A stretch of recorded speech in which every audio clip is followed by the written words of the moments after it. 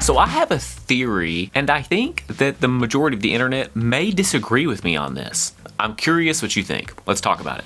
If you watched my last video, you know I recently had to pass up a great deal on a set of beautiful barefoot footprint studio reference monitors. After I purchased acoustic treatment, I just didn't have enough money left to pull the trigger on monitors that were so expensive. So I had to go back to the drawing board and figure out what my priorities were. First, let's talk about what I was working with. So up to this point, I had been using these, the Kali Audio LP8s. And I'll be honest, I really like these monitors. I've used them for the last 5 years, mainly as a production monitor. I've done a little bit of YouTube work here and there. And honestly, I think these are a great budget option. I mean, for the price, $199 a reference monitor, these are an absolute steal. Although they were great speakers, I feel like those monitors really had two main drawbacks. The first one is the noise floor. Now, I spoke about this some in my previous video, so I won't spend too much time here. In short, these monitors are noisy. I noticed it from the first moment I turned them on. I thought I had done something wrong. I thought I had a bad cable. I checked my interface. I checked my computer settings. I checked my power source, only to realize when I plugged in the second speaker that it had the exact same sound,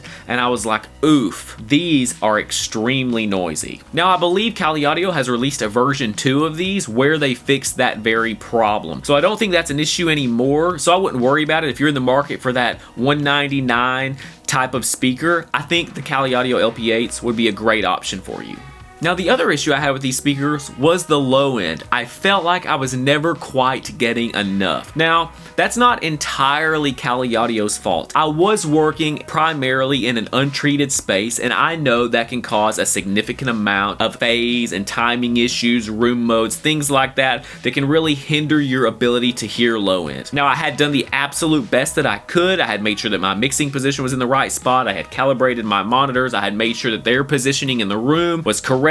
I thought I had minimized any sort of cancellations that would have happened, at least in terms of the low end. I would have expected to have too much low end, not too little low end. So I found that a bit surprising. I just was unable to hear a lot of what was happening below, I would say around 80 hertz, 100 hertz. It started to get really tricky when I was working on kick drums and bass guitars. I just couldn't confidently make decisions. But that being said, I was never really upset about it. I understood when I purchased those monitors that they were $200 a piece monitors. I was working in an untreated space. I knew there were going to be issues, so I was just going to have to balance my mixes and do a lot of referencing outside of the studio. I made it work. It was totally fine. I was never really upset about it. Again, hats off to Kali Audio. I think the LP8s are great monitors. So here's what my priorities were. I wanted them to maintain a flat response. I wanted a lower noise floor. I wanted to hear more extended low end. And of course, I wanted to stay within my budget. I had about $1,500 to $2,000 to spend.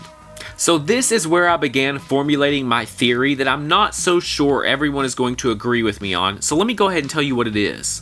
My theory is this: when it comes to budget monitors, I believe that more is always more. Here's what I mean by that. Before I had the Kali Audio LP8s, I worked on the classic set of KRK Rocket 5s. You know the ones, you probably own them. I picked mine up off of some random dude. They honestly were pretty cool little monitors. Now, of course, a 5-inch speaker, a two-way design in an untreated space, you can really only ask for so much. But I think overall, I think they were great little monitors. But the difference between the KRK Rocket 5s and the Kali Audio LP8s was significant. And I know what you're thinking. Well, duh, Ryan, you're going from a 5-inch monitor to an 8-inch monitor. I think most of us would agree that an 8-inch monitor is going to have a much easier time, specifically in the low end, than maybe a 5-inch woofer would, right? More is more. Even though there's really not a ton of difference in terms of the design of these speakers. Again, they're both budget monitors. They're both two-way reference monitors, a tweeter, a woofer. They're very, very similar. The main difference is the size and the power of the monitor. Now, I think you can take that idea a step further. Now, is this always the case? Of course not. Oh, it's good. It's good. It's Walmart coffee, but it's still good. If you have $5,000 to invest in your monitors and you have a perfectly treated space, you may be able to get exactly the amount of low end without making any sort of sacrifices anywhere else in the frequency range, and you'd be totally happy. Unfortunately, I don't have $5,000. So what's the next best thing I can do? So I began looking at the usual suspects. I looked at the Atom A7s, the Focal Shape 65s, the Neumann KH120s, the IK Media iLoud Precision line, and of course the Kali Audio IN8s. Now the class of monitors that I was shopping in had really two main options for me to choose from. I could either choose a set of two-way monitors that had a bit more premium materials, maybe a bit better design, or I could take a look at some three-way monitors with smaller speakers. Now, I was already leaning towards the three-way monitors because that just makes a lot of sense to me, to spread out the frequency range between as many speakers as possible. And as fate would have it, Kali Audio again just offered a really good bang for your buck option, the Kali Audio IN8s.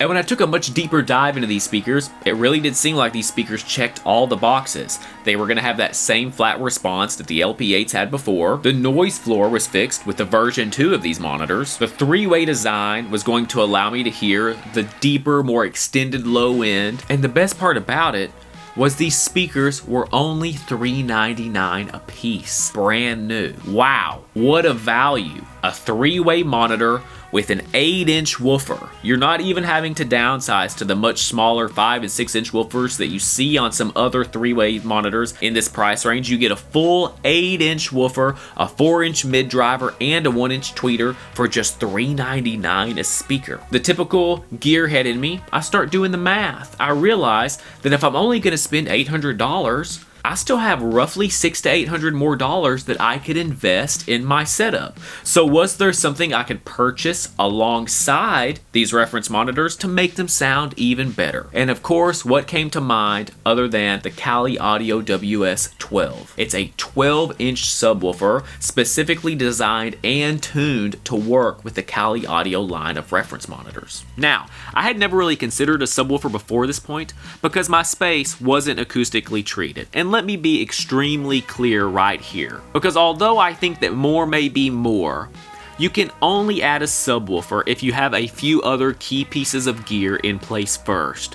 Before anything else, you absolutely have to have good quality acoustic treatment in your space. Along with that, you also have to take the time to get and implement the know-how in terms of calibrating your subwoofer with your monitors in terms of volume and phase. If you miss any point in this process, it will for sure negatively affect your mixes. I just want to put that out there as a disclaimer. You cannot just add a sub to fix your low end if you can't hear your low end. There are a few steps before adding a subwoofer that you need to do first. So I really had two choices. The first, I could stick with two-way monitors, but I could upgrade and make a purchase where I had a bit more premium materials in my monitors, maybe a bit better design, and just cross my fingers and hope that those two-way monitors are able to produce the low end that I need to hear accurately without making any sort of sacrifices anywhere else. Option number 2 was that I could get more affordable three-way monitors as well as add a subwoofer and really spread out the workload between speakers rather than looking at one woofer and a tweeter and expecting it to accurately produce the entire frequency spectrum evenly. Now, the idea of spreading the workload out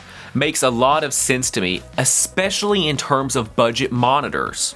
So let's think about this on a really basic level. Let's take a look at a set of two-way reference monitors. And since I already own them, let's talk about the Kali Audio LP8s. I put this graphic together so you can easily visualize this. So the Kali Audio LP8s are the typical two-way design and they have a crossover at 1.8K. So that means that everything over that mark is going to be produced by your tweeter. Everything below that crossover point is going to be produced by your woofer. So you really are looking at your tweeter and your woofer to produce the full frequency spectrum. Now, one of the best things about simply not having a subwoofer is the fact that it's much easier to set up your studio. You don't have to worry about the third speaker. Obviously, if you're in a tight space, you might not even have room for a subwoofer. Making sure that your subwoofer is phase aligned and volume aligned are extremely important. You can just literally forget all of those processes if you just don't mess with a subwoofer. But now let's take a look at the Kali Audio IN8s, which have a three-way design.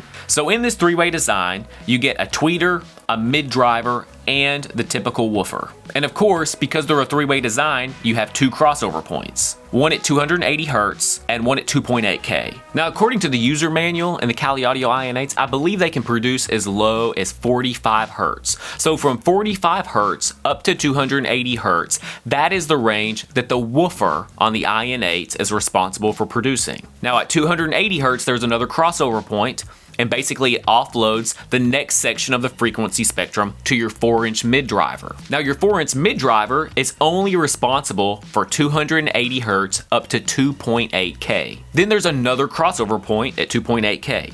Everything 2.8K and up, all the way up to I believe 21K, your tweeter is responsible for producing. So the idea of a three-way speaker is that you're spreading the workload between 3 sources instead of just 2. This makes a lot of sense because realistically what you're doing is you're asking each speaker to work much less hard than it would have to if it was trying to produce more of that frequency spectrum. Now, look what happens when you add a subwoofer in. For instance, the Kali Audio WS12. Now for this example, we're gonna set the subwoofer to cross over at 80 Hz. Now, the WS12 subwoofer is responsible for everything from, let's say, 0 all the way up to 80 Hz. Then from 80 Hz to 280 Hz, the woofer on the IN8s takes over. It crosses over again, and then from 280 to 2.8K, the mid driver takes over, so on and so forth. Now think about this.